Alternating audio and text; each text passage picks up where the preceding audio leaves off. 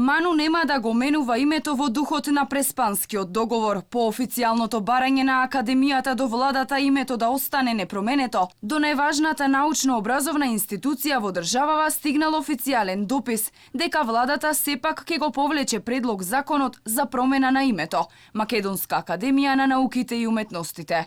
Ова за Алфа го потврди и председателот на Академијата Љупчо Коцарев.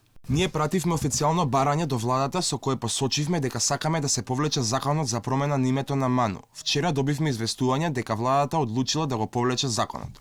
Коцарев вели дека не биле наведени причините зошто одлучиле да го повлечат предлог законот. Информацијата дека Ману е првата институција која го одбила барањето на владата ја разбранува јавноста. Председателката на Глас за Македонија Солза Грчева со пофални зборови се огласи на социјалните мрежи.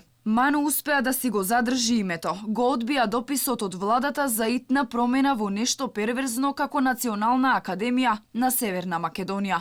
Против само академик Беџети. После натегања владата мораше да попушти. Браво за Македонската академија. Каму вака сите институции да не попуштаа. Последен пат се шпекулираше дека Ману ќе го промени името во 2019 година, согласно договорот од Нивици.